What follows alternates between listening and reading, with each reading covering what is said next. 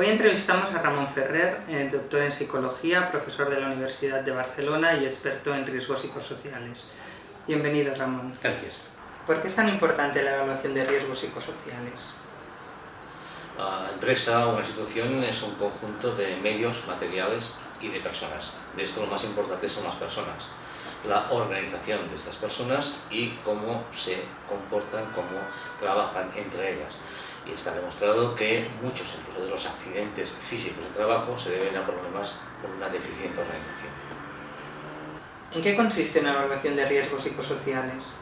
No consiste solamente en administrar un cuestionario. Una evaluación no es aplicar un test, una evaluación es un proceso. Y este proceso incorpora diferentes perspectivas, diferentes puntos de observación. El primero sería el análisis, la constatación de los datos preexistentes, de qué ha pasado hasta qué momento en la empresa. El segundo punto sería una evaluación subjetiva. Aquí sí que entraríamos, y es la más habitualmente utilizada, en la administración de un cuestionario, pero no solo en esto, sino también en entrevistas. Y el tercer punto, el más importante, es que un experto con conocimiento de este tipo de procesos aplique métodos de observación directa, de observación tanto de las condiciones de trabajo como de cómo están estas interrelacionadas. ¿Es suficiente aplicar un cuestionario para realizar una evaluación de riesgos psicosociales? Si solo administramos un cuestionario, estamos solo evaluando una parte de estos riesgos psicosociales o una perspectiva de estos riesgos psicosociales. Ya desde hace unos años se recomienda la triangulación de datos, es decir, triangulación tanto de diferentes perspectivas, un cuestionario como medida indirecta o de opinión, de percepción por parte de las personas que trabajan en aquella organización, un análisis de la situación concreta de aquella empresa o institución y, en tercer lugar, una observación, una aplicación, una administración de un checklist, de un cuestionario de memorándum de condiciones y también hecho por diferentes expertos. Todo esto triangulado nos llevaría a una evaluación psicosocial completa que permitiría proponer medidas para corregir, en su caso, los posibles problemas detectados. ¿En qué medida es el estrés un problema para el ámbito laboral? El estrés, sabemos que existe en la vida en general, puede ser bueno, una fuente de motivación, de impulso y malo, perjudicial si nos lleva a una alteración a nivel fisiológico. En el ámbito laboral es un problema porque ya está desde hace años demostrado con encuestas que más de una cuarta parte de los trabajadores en la Unión Europea padecen estrés y como consecuencia de ese estrés padecen problemas fisiológicos que les causan bajas laborales e incluso padecen problemas de índole de procesamiento mental que les pueden generar accidentes. ¿Es el teletrabajo una opción creciente? El teletrabajo está creciendo en el mundo en los últimos 15-20 años de forma, diríamos, casi exponencial. Entendemos por teletrabajo el trabajo que no se hace en la sede de la propia empresa. Por lo tanto, no es un trabajo en casa solamente, sino que es trabajo a distancia.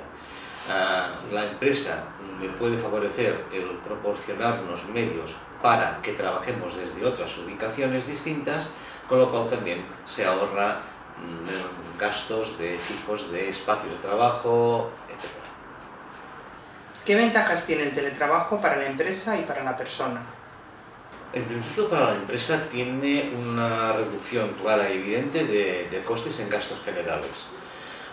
También a nivel de los posibles talentos que tenga y que pueden preferir trabajar en otras ubicaciones, en este caso no habría el problema de traslados de sedes, etc. Y a un nivel intermedio está el tema de la conciliación laboral, familiar y social. En este podría presentar ventajas tanto para la empresa en su responsabilidad social corporativa como para la persona en esta conciliación en caso de personas que tengan otros familiares dependientes, que puedan así tener un entorno de trabajo más óptimo, etc. Para la persona, y ya más en concreto, tendría esta ventaja. Aunque si hablamos de teletrabajo, no quiere decir que esté trabajando desde siempre en la misma ubicación, sino que, como hemos visto cuando nos movemos por ahí, están gente que está trabajando en autobuses, en trenes, tranvías, bares, restaurantes, salas de embarque de aviones, en el hotel, etc., en ubicaciones que ergonómicamente no son nada adecuadas y que además también a nivel de concentración para temas psicosocial generarán un elevado valor de estrés.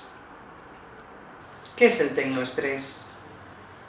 El tecnoestrés es una consecuencia, una nefasta consecuencia de la invasión de las tecnologías de la información y la comunicación que estamos observando en los últimos años.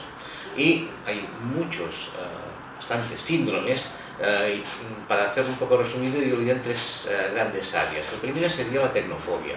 La tecnofobia es aquellas personas que se ven invadida su vida, tanto personal como laboral, por cada vez más elementos, más programas, más aparatos que tienen que irse actualizando constantemente y que ven o hayan dificultades para ponerse al día.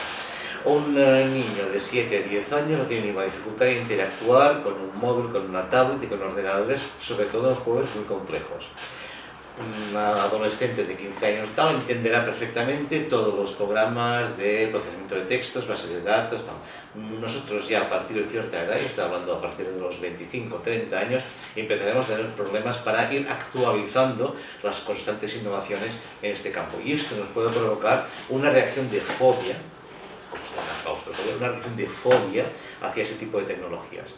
La segunda área sería la tecnofatiga, también sería por ese uso continuado y sobre todo por el tener que contestar constantemente correos electrónicos del trabajo a horas intempestivas, por estar constantemente conectados con nuestra empresa y que nos exijan esta respuesta inmediata.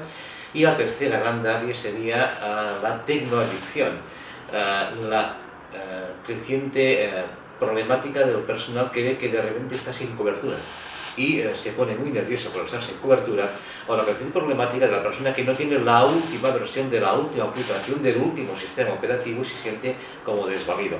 Esto está generando el mismo tipo de problemas que podríamos encontrar pues, con personas que se llaman encerradas en espacios pequeños, la claustrofobia, o que no pueden estar en espacios grandes, como la agorafobia. Lo mismo, pero relacionado con móviles, tablets, ordenadores, etc. PCs. Agradecemos al Dr. Ramón Ferrer su colaboración en este espacio de expertos en el mundo laboral. Muchas gracias. A vosotros.